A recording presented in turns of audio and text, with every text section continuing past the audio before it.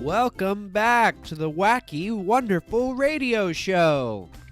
I'm your host with the fake name, Frank, and today I will be asking my friend and co-host Reed some Easter-themed trivia. How does that sound? That sounds pretty good. I'm pretty excited for Easter. Coming up in a couple weeks. Yes, it's one of my favorite holidays. It's my favorite religious holiday. And I think you'll see that religion does have a bit to do with these questions. It might not be everybody's cup of tea, but the two kind of go hand in hand. Well, we'll make it fun. It's the Wacky and Wonderful Radio Show. Yes. All right, so which faith is it then that celebrates Easter? Christianity. That's right. Christianity is the faith. And do you know why they celebrate Easter? What was it for them that makes Easter what it is? It was the crucifixion of Jesus Christ. Oh, you're close. Close, but no cigar. And is there an and? You can do and. Yes, you can do and because the people will realize in a moment. Yeah, you're not aware of these questions, so you can definitely do an and. You can say the crucifixion of Christ and when he arose from the dead. Bingo! That actually is the correct answer for Easter. So on Easter, that's actually what we're celebrating is the resurrection of Christ. Okay? Okay. But there's a whole season of, what would you call them? Observations that come before Easter. So they start with what's called the Passion of the Christ. That's what we kind of commemorate first, is how he suffered. So on Ash Wednesday, that begins the Lenten season, which, do you know, next piece of trivia, how long of a period is Lent in the Christian tradition? I don't know. It depends on how much you can dig out of your pocket. Ha ha ha! Spelled a little differently. L-E-N-T, not L-I-N-T. I'll give you a real effort of an answer, though. I think it's 40 days. Yes! Nice, okay. And don't you find that a commonality? 40 days. That's like how long it rained with the ark. Yeah, 40 days and 40 nights. So there's something that's a number that comes up many times, actually. But yep, so it rings true here. It's a 40-day period. That's followed by the Holy Week. And it starts with, this is an interesting fact. It starts with Palm Sunday. And can you tell me how far apart Palm Sunday is from Easter Sunday? Is it not 40 days? No, it would not be 40 days. Oh, okay, so it would be less. Because I said to you, yes, Lent begins with Ash Wednesday. It is a 40-day period. Oh, okay, you got that Ash right. Wednesday, and yep. It ends with, I'm sorry, I said that it's followed by Holy Week. Okay. And then I asked you, Palm Sunday is how long a time period from Easter? 2 weeks? No. It's 1 week. So 1 week. Yep, I said that Lent is a 40-day period followed by Holy Week. So Holy Week starts with Palm Sunday, and then nothing really happens until what they call Maundy Thursday, which is when they remember the Last Supper. It's the Thursday that they had the Last Supper, Jesus and the disciples. And that's followed by Good Friday. And then a Saturday, nothing happens. And Easter Sunday directly follows Good Friday. So Palm Sunday and Easter Sunday are exactly 1 week apart. And that's the Holy Week. It's the Holy Week that goes from Palm Sunday to Easter Sunday, directly following Lent. Right, okay. Okay, so an interesting thing to know is that some of these dates are very movable. So when Ash Wednesday happens, when Palm Sunday happens, and when Easter Sunday happens, they're all movable. They all kind of change. Yeah, because I know Easter's not the same every year. Right. So the next piece of trivia is, do you know what is consistent about Easter? There's a fact. It's like a one-line fact that's true about Easter, and that's what settles the date. It determines when Easter will fall on any given year. I do not know. Okay, so it always happens the first Sunday after the first full moon after the spring equinox. And that's, What? yep, it's true. It's true. And you'll find out here in a second that it's also logical, because we're going to move into the next Uh-huh. segment here. We've dealt a lot on Christianity because it's Christian, but now we're going to move into Right? some of the more nature and, can you guess a religion that has a lot to do with nature, study and worship of nature?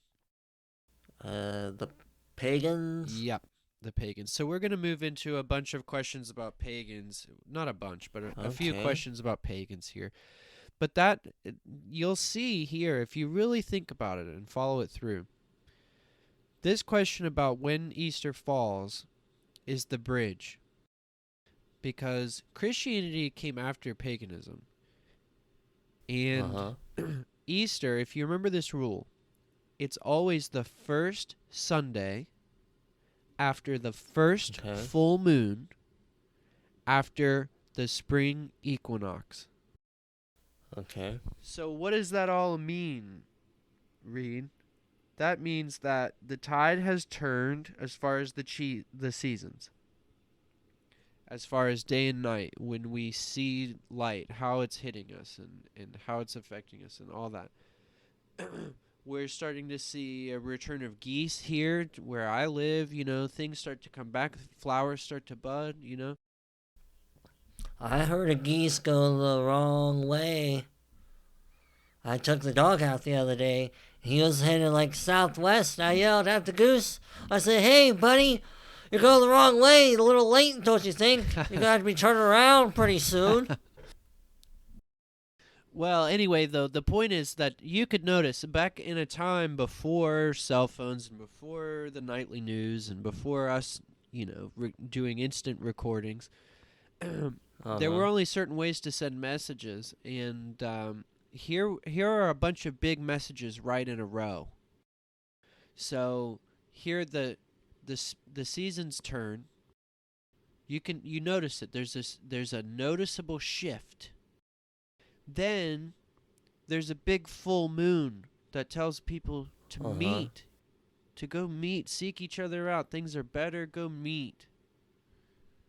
And there's our Easter. It's a big gathering after the seasons have changed and there's been a big full moon telling us all to go meet. So don't you think that makes a certain amount of sense to a Right. prehistory people? You call them prehistoric because they didn't really write things down. Yeah, it makes sense because, a full moon is after it's already been, what do they call it?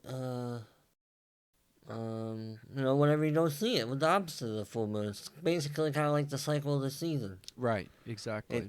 It went away at the point where it was the opposite of full moon. Right, It was like it was dead, you know, right. metaphorically. And it's like a And it rebirth came or back coming back around. to life. Yeah, and it came back around to life. Yep, Yep, exactly. exactly. And same with spring. Everything coming back to life. All the plants, the flowers, the Exactly. animals. Okay, so Yep, I totally do get you it. know the name?